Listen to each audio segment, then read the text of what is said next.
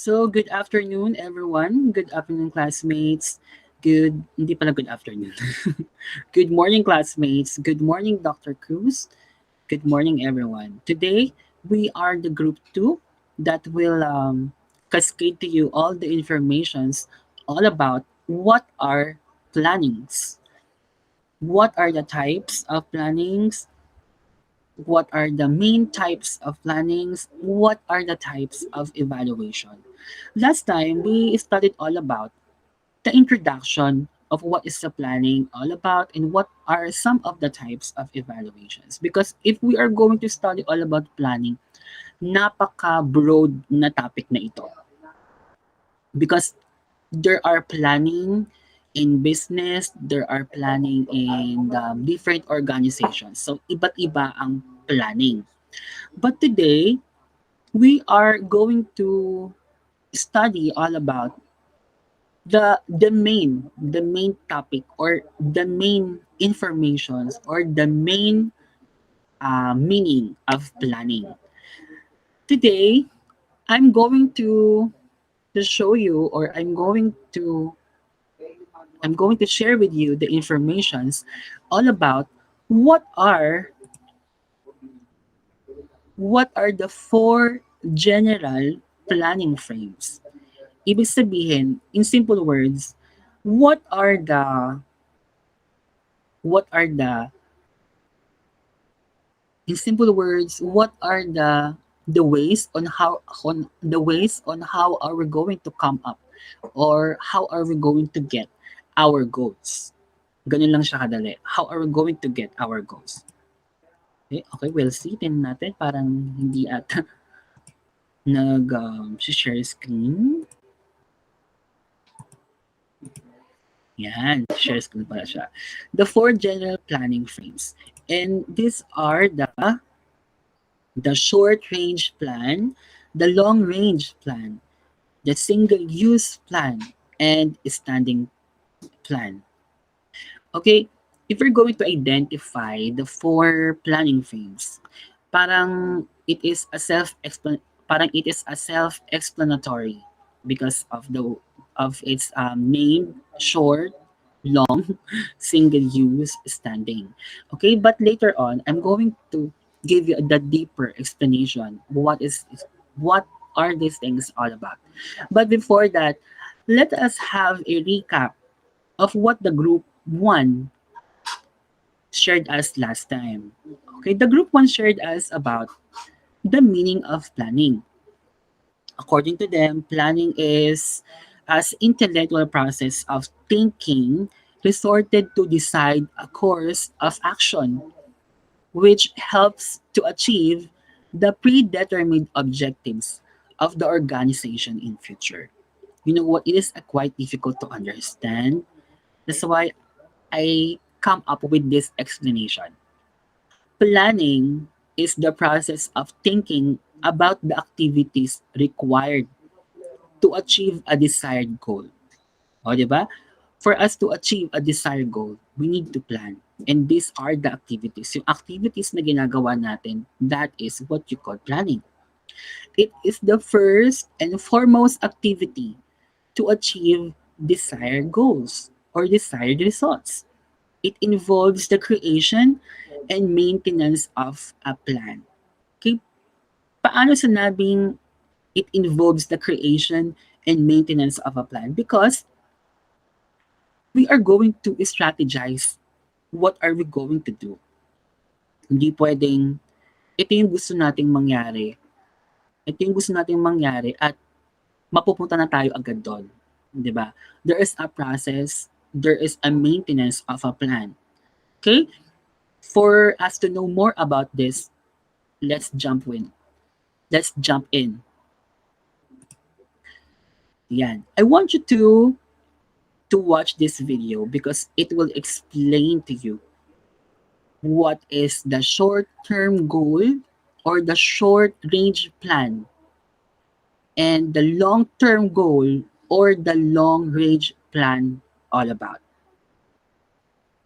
Enjoy!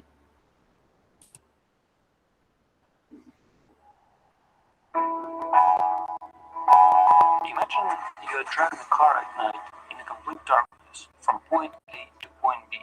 They are 100 kilometers away from each other, and you roughly know where the point B is. What do? Of course, you just turn on the headlights, right? Now you can see only 50 meters ahead, and somehow, in a few hours, you simply make it to the point B without much effort. How did that happen? I find this analogy very powerful. The point B is our long-term goal, which may take 5, 10, or 20 years. It's your desired destination. It could be anything: running a successful business, retiring at the age of 40, or wanting to be a top pro snowboarder. It doesn't really matter. The headlights is our short-term plan for the nearest future. It could be 1 month, 6 months, or a year long. The short-term goal could be to find some local successful entrepreneurs and learn from them once a month, or to save 20% of the salary and invest it by the end of the year, or to stop eating junk food and sign up for a gym this week. These short-term goals often need to be reevaluated and updated, but eventually they will lead you to the desired point B. As long as you have the headlights on and keep in mind that long-term goal, point B, you can safely drive through the darkness, avoiding the potholes, crossroads, traffic jams, and other obstacles life throws at us. You probably figured out by now that the darkness represents life in this example. Some people have clearly defined point B in their life, but they often forget to turn on the headlights, so they burn through life, driving crazy circles in the complete darkness until they finally crash into some obstacle on the way that destroys the car. Other people don't have a desired point B defined, but they drive with the headlights on. And honestly, I think this is the worst category. At first, the ride seems much safer and more predictable, but after some time, they will end up getting lost and frustrated, asking themselves, how did we end up in such a horrible place with all the driving done? A perfect quote comes to my mind: in the long run, we only hit what we aim at. If your long-term aim was literally nothing, don't be surprised when in the end you get nothing. Here you have it. The only way out of this is to have both a clearly defined long-term goal as well as a short-term planning. So no matter what life throws at you during the journey, you can always make it to the desired point B.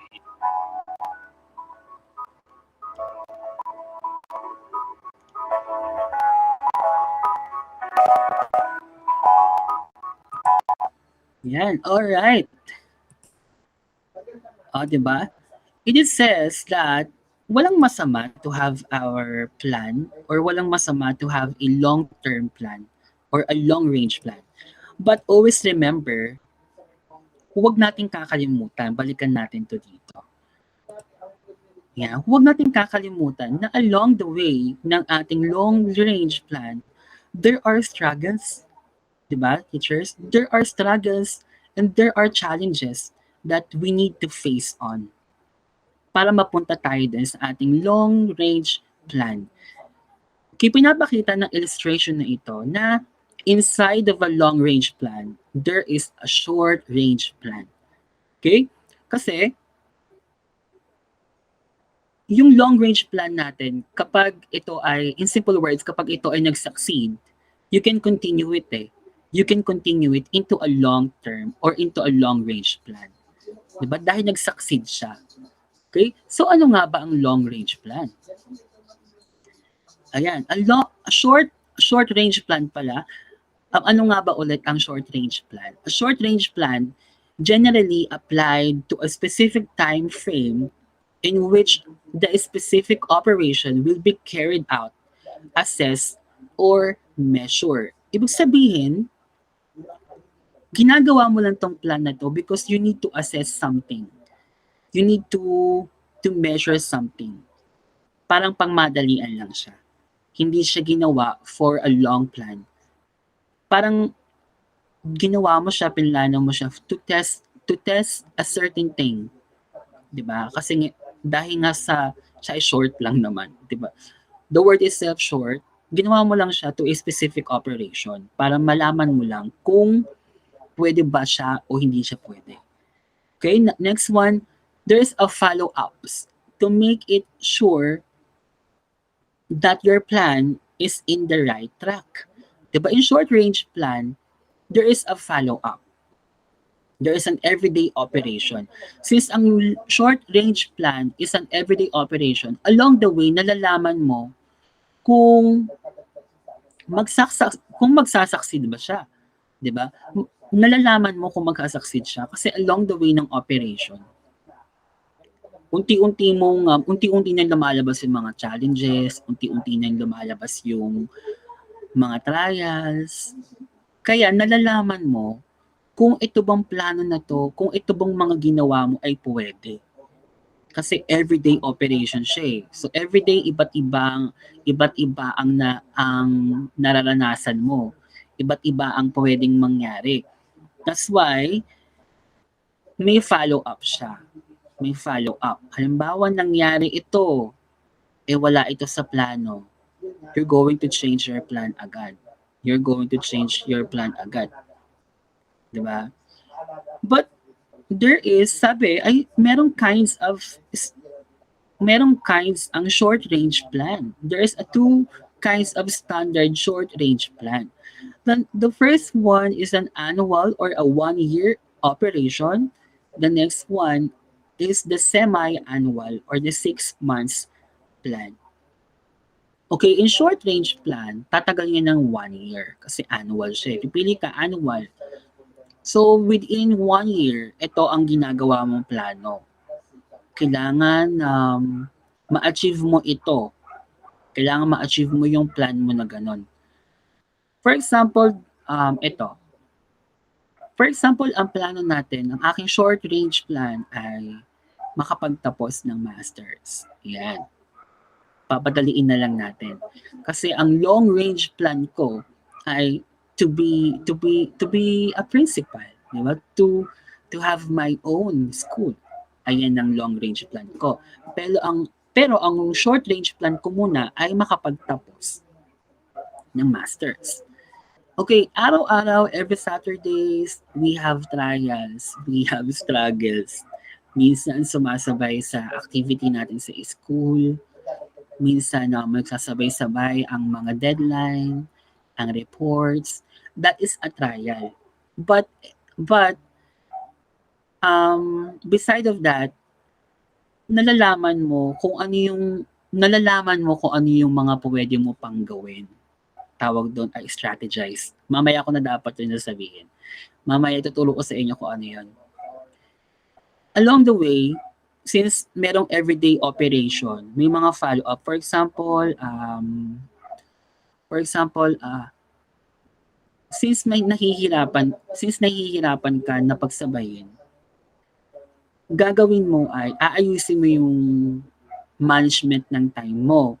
Gagamitin mo yung aayusin mo yung management ng time mo for you to create, for you to achieve your goals, for you to achieve your goals, because that is a short range plan. Alright, is natin.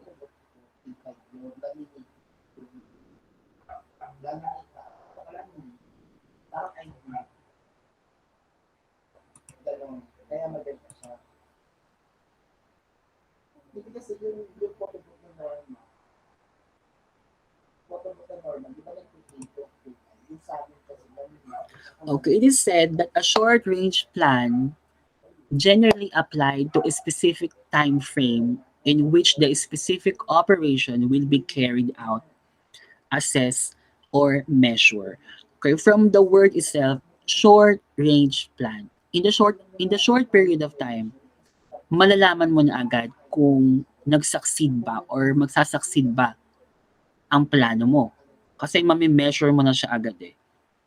Why na mami-measure mo siya agad?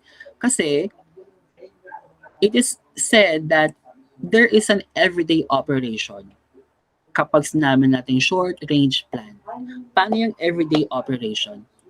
Araw-araw, nalalaman mo kung measurable ba goal mo. Kasi araw-araw makakaranas ka ng challenges, makakaranas ka ng trials, makakaranas ka ng makakaranas ka ng problema, 'di ba? Hanggang sa marating mo yung goal mo na yan. Pero not all of the plans are magsasucceed. 'Di ba? Kaya nga tayo nagplano eh. Ito kasi yung short range plan, malalaman mo na agad. Malalaman mo na agad kung magsa-succeed ka ba o hindi. Ganun lang siya kadali. Malalaman mo na agad kung magsa-succeed siya o hindi. Kung di siya mag-succeed, well definitely you need to change your plan. Pero kapag nag-succeed siya, you are going to continue, 'di ba? You are going to continue it. Kasi kasi nag-succeed itong short range plan mo. Itong short range plan mo ay magiging long range plan na kasi nag-succeed na yung short range plan mo eh. 'Di ba? Yung everyday operation mo, nagagawan mo ng paraan ng mga problema, 'di ba? Nagagawa mo ng way ang mga trials, ang mga challenges, 'di ba? Nalulusutan mo siya. Kaya in everyday operations mo, nalalaman mo na ay kaya namin ito, kaya natin ito. Kaya kapag nag-succeed itong short range plan mo, you need to continue it. You need to continue to achieve your long term plan, or also known as the long range plan. Okay? Kaya ibig sabihin itong short range plan ay nasa loob ng long range plan. Kaya hindi ka magkakaroon ng long range plan hanggat di mo nagagawa itong short range plan. Kasi itong short range plan ay yung parang sinasabi nilang trial and error. Di ba? Ay yung sinasabi nilang trial and error. Pero it doesn't mean na kapag kinontinue mo siya into a long range plan, eh mag-succeed ka na agad or 100% ka nang magsasucceed sa iyong plan. Hindi pa ganoon kadali 'yon. Okay, lalo na kung hindi naman fit ang strategy na ginawa ninyo. Kung hindi naman fit ang inyong strategy to move on to your long range plan. So ano ba yung long range plan?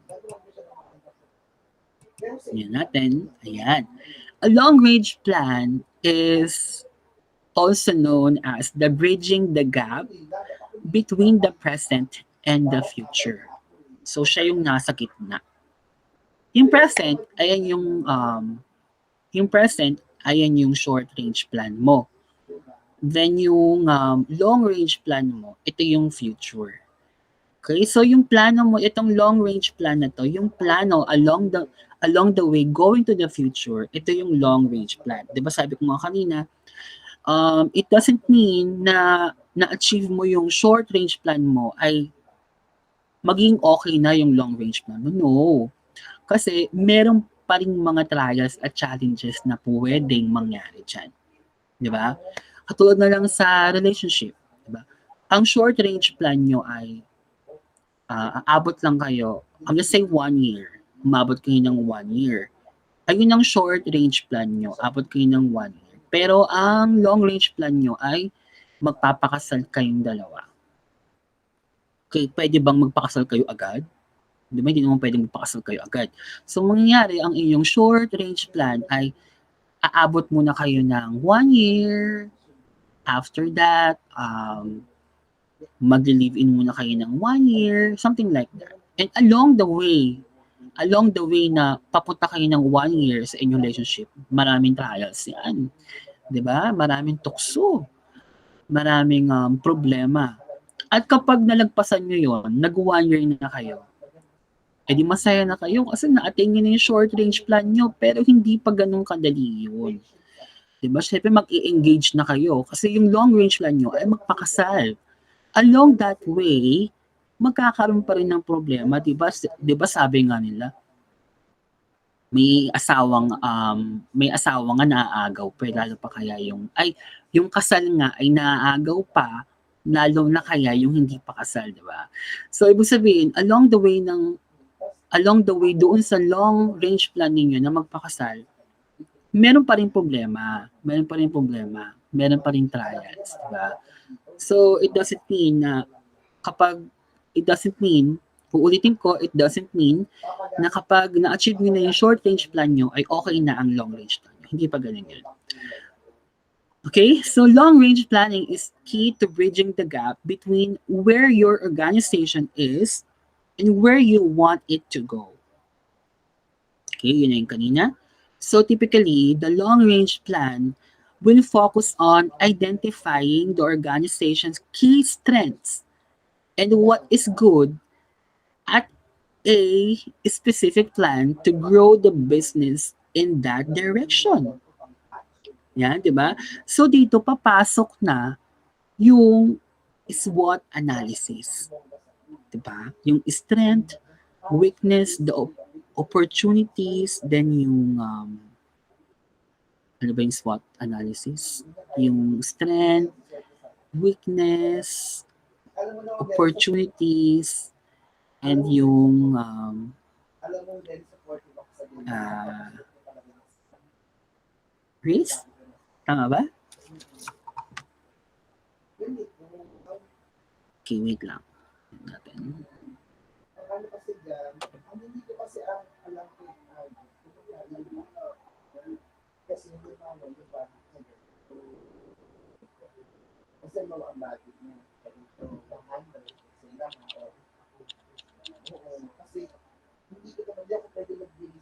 Okay, so dyan na nga papasok yung SWOT analysis, yung strength, weaknesses, opportunities, and threats. Okay? Along the way ng ating pag-aaral dito sa planning and management, ano ko yan, i-share ko sa inyo what it's all about. Dahil sa second cycle, ako rin naman reporter about this one. Okay, the only thing that I'm trying to say is mas mapag-aaralan mo kasi, mas mapag-aaralan nyo na, dapat na mas mapag-aralan nyo na yung kung anong gagawin sa mga threats, sa mga challenges, sa mga problems na makakaharap ng organizations along the way in achieving the long range plan. 'Di ba? Kumbaga mas komplikado na ang gagawin ninyo to achieve the long range plan. Okay? So, do you have any question about the short range plan and long range plan? Well, definitely, hindi ko masasagot dahil naka-record nga itong video. But I'm trying to answer. I'm going to try to answer all your questions later after this video. Now, let's move on. Okay, we also have what we call single-use plan and standing plan. Okay, para mas mabilis at mas maintindihan nating lahat, ginawan ko na siya ng ganito. Okay, parang pinagkumpara ko na silang dalawa. For the single-use plan, single-use plans refer to the plans which are designed for a one-time usage. Yan. Example, the completion of project or an event, and it has a particular objective. Di ba? Halimbawa, ayan, yung mga graduation. I know, mali pala. Hindi pwedeng graduation kasi yung graduation, it is a standing plan. Dahil ginagawa natin yan palagi. So, halimbawa ay naglalakad ka sa EDSA with your sandals. Yan, para sa mga girls. Naglalakad ka sa EDSA with your sandals at accidentally naapakan ang iyong sandals at naputol ito. Pagtingin mo sa bag mo, meron kang pardible. Di ba? With the use of pardible, pinagdugtong mo na muna yung naputol mong sandals for you to use it habang papunta ka sa bilihan ng sandals. Okay, yung ginawa mo na yan ay single-use plan dahil yung paglagay lang ng pardible ay ginawa mo lang, di ba? Ay ginawa mo lang to achieve your goal na na magdugtong yung tsinelas habang papunta ka doon sa shop ng tsinelas. That is a single-use plan, di ba? Because that is a short-term plan. Kasi puwedeng ano, along the way puwede pa siyang matanggal, gagawin mo na naman siya ulit, 'di ba? Single-use plan lang naman tawag dun. Once the project is completed, the plans are discarded. Siyempre kapag tapos mo ng ikabit yung plano or kapag nakabili ka na, yung plano ng pagkabit mo, yung planong ginawa mo ng pagkabit ng partible sa tsinelas ay madi-discarded. So, mababalewala siya kasi tapos na eh, 'di ba? Ganun ang single-use plan. Dito naman sa standing plan. Okay, standing plans implies the plans which are formulated for repeated usage as they are concerned with the situation of the organization which occurs quite often. It is a long term. These plans are prepared while keeping it for the future. Ayan. Huwag na tayong lumayo dun sa tsinelas. Ayan. Di ba? Magiging standing plans yung about dun sa tsinelas or about dun sa sandals if lagi kang naglalakad sa EDSA with your sandals. Okay, paano magiging standing plans to, Silver? Um, since pwedeng mangyari at paulit-ulit na nangyayari na maapakan accidentally ang iyong sandals, ang iyong standing plans ay nagbabaong ka na ng extra sandals. Di ba? Because you are going to use it as repeat because you are going to use it for for the for for the experience na nangyari sa'yo dati. 'Di ba? Ganun ang ginagawa mo. Ayun na yung plano mo. O sige, tapakan niyo ako, meron naman akong baon, 'di ba? That is a standing plan. 'Di ba sabi nga diyan, the concern with the situation of organization will occur quite often. 'Di ba? Paulit-ulit na siyang nangyayari. Kaya nakalagay diyan, plans are prepared while keeping it for the future. 'Di ba? Nakaplano ka na sige, subukan niyo akong apakan. At least I'm ready, you are ready.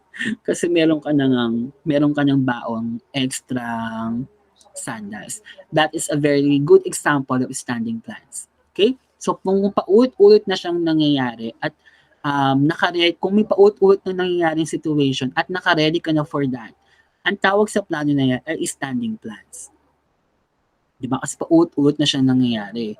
Paulit na siyang nangyayari pero wala ka pa rin ginagawa. Di ba? So, ginagawa mo na lang ay standing plans.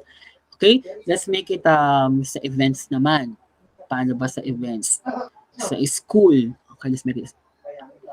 Okay, for the single use plan sa school. For example, ay bigayan ng modules. Yan. Umulan. 'Di ba? Ay, eto muna pala. 'Di ba may pila sa labas ng mga magulang? Madami. They are using the social distancing protocol. Biglang umulan. So what will be your single-use plan for that? 'Di ba? Yung ibang mga magulang walang baong payong kasi nga mainit nung una, biglang umulan, 'di ba nangyayari na ngayon sa atin 'yan. So, ang iyong single-use plan ay papapasukin na ang mga magulang sa school. 'Di ba? Papapasukin na ang mga magulang sa school or papapasukin na agad ang mga magulang sa location kung nasaan ang distribution of modules kasi nga umulan. 'Di ba? That is a single-use plan. Ginawa niyo lang 'yan for that special or for that unique situation. Hindi naman sinasadya. Kaya ginawa nyo lang yan. Pero next na distribution of modules, ano na ang inyong standing plan? Diba? Ano na ang inyong standing plan para hindi na siya maulit? Okay? Ang ginawa nyo na ay nag-provide na kayo ng waiting shed for them. Diba? Nag-provide na kayo ng waiting shed for them. Kumbaga umulat umaraw, there is a waiting shed for them. Diba? Hindi mababago yung plano sa loob, hindi mababago yung plano ng distribution of modules kasi ang standing plan ninyo ay meron ng waiting shed sa loob. Okay? Diba meron ng waiting shed sa labas. Kasi yung plano na yan are prepared while keeping it for the future. Kasi hindi natin alam, baka maulit ang pag-araw at biglang pag-ulan. Diba? At least ready na kayo. That is a very good example of standing plans. Now, I want you to to watch this video clip again about the Looney Tunes. The title is, Will You Give Up If Your Plans Fails Again and Again? Diba? This is a very good example of not planning. Diba? Not planning properly the things that you are going to do. Yung, di ba minsan, sanay tayo ng ano eh, um, ano agad, sumusugod agad ng walang plano-plano. Di ba? Ito yung very good example ng hindi nagpaplano agad, ng hindi nagpaplano ng maayos at sumusugod agad. Okay? Let's watch this.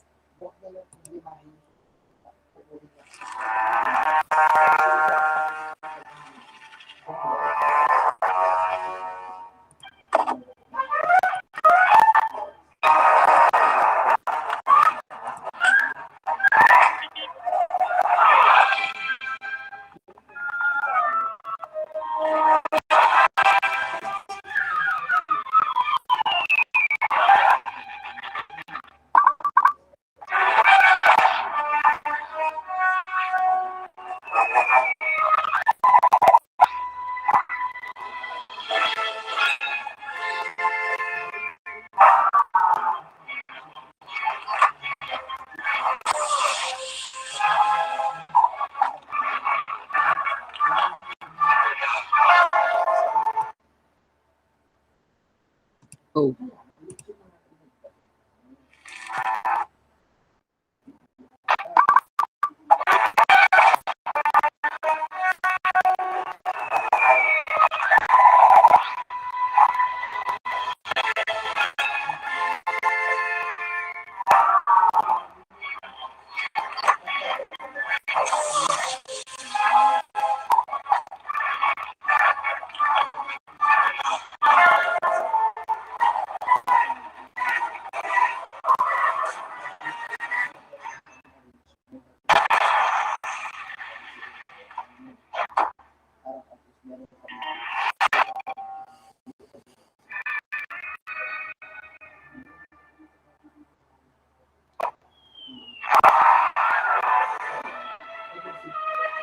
diba? Kahit nangyari sa kanya before, hindi pa rin siya nagplano ng mas maganda.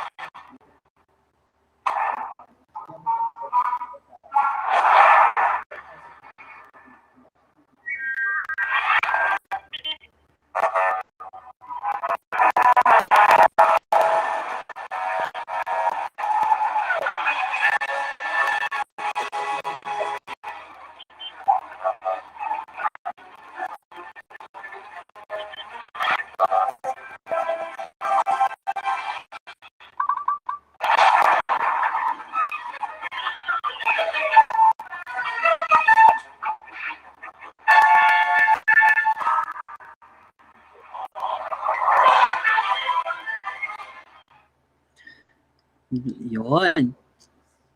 So that is a good example of not planning, 'di ba?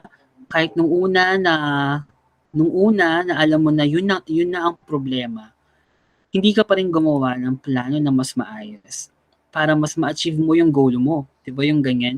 Hindi ka pa rin gumawa ng maayos na plano. Then that is the video that shows how important is planning, 'di ba? So now, let us move on to main types of planning. Kaya yung kanina kasi, yung tinuro ko ay general planning frames. Kumbaga sa paggawa ng bahay, ito yung ito yung on how are we going to create a frame ng bahay. Diba? Ito yung mga iba't ibang way on how are we going to create ng frame ng bahay. But this time, I'm going to teach you kung paano naman or kung ano naman ang iba't ibang itsura ng bahay. 'Di ba? Para mas madaling intindihin. three main types of planning. These are the strategic plan, tactical plan, and operational plan. Okay? So, ano to, is a broad topic in planning pero maganda itong pag-aralan. Okay, today I'm going to teach you what is all about the strategic plan. And this video na ipapanood ko sa inyo will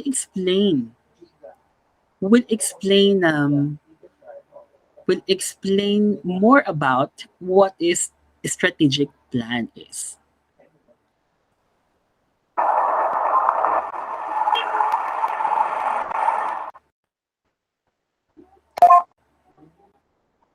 New project? Tell me. Fly to the sun. Come again? Fly to the sun. Give me a break. That's impossible. Sammy, let's just start planning and see what we come up with.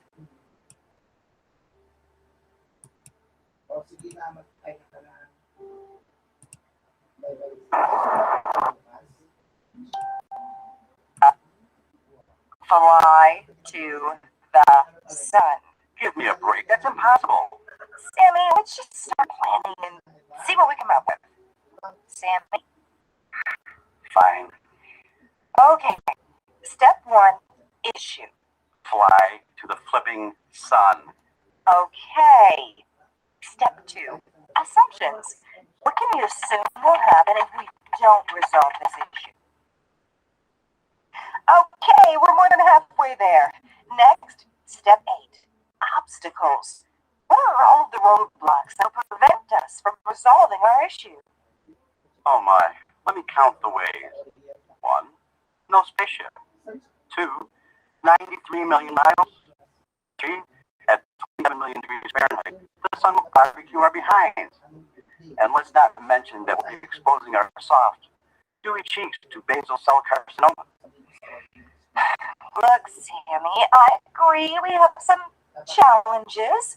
But how boring would life be without a little excitement, right? Yes, Charlotte. I'm so ecstatic I can't contain myself. Let's continue. Step 9, strengths, weaknesses, and opportunities. We've done it! Now the real work begins. Let's implement this puppy.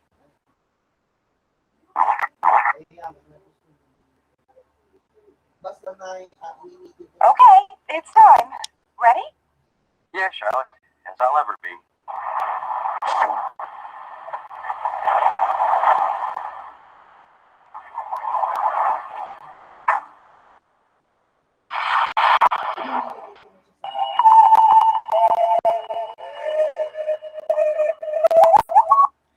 All right.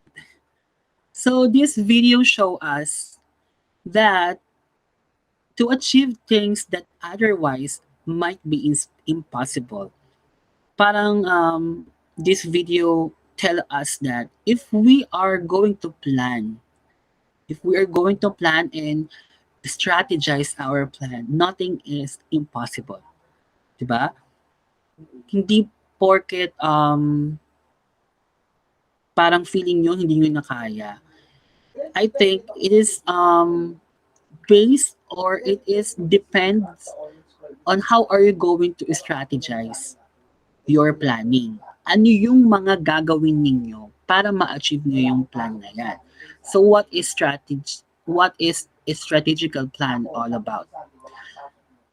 Strategic planning is a process in which organizational leaders determine their vision for the future as well as identify their goals and objectives for the organizations. The process also includes establishing the sequence in which those goals should fall so that the organization is enabled to reach its stable vision.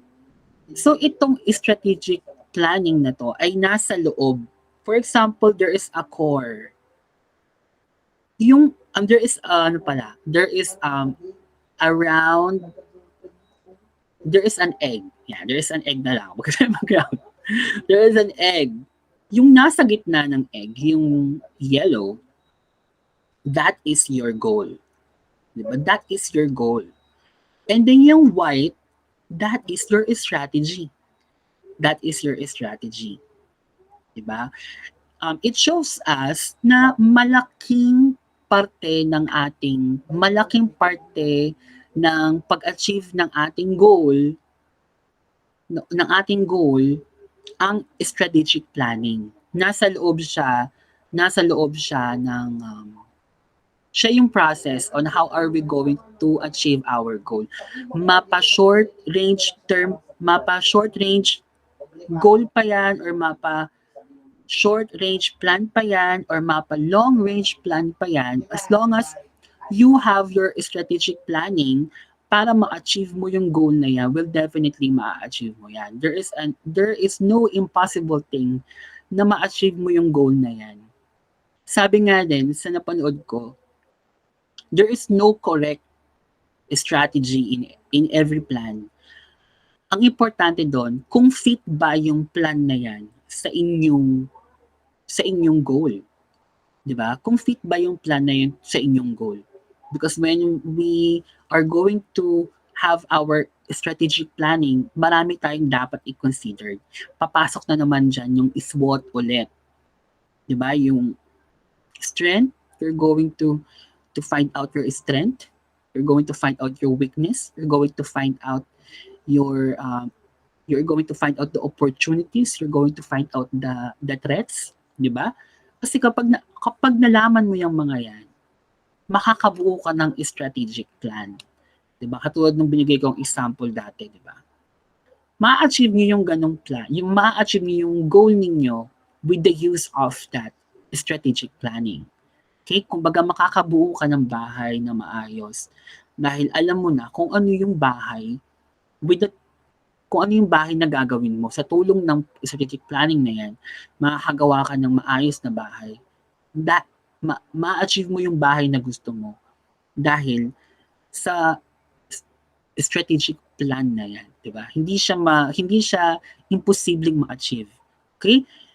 Um 'Di ba, it's the matter of using, or it's the matter of choosing the right strategic process, or it's the matter of choosing the right strategic plan. Okay? So, for our next reporter, they are going to talk about more all about the main main types of planning. There you go. Thank you so much for your time.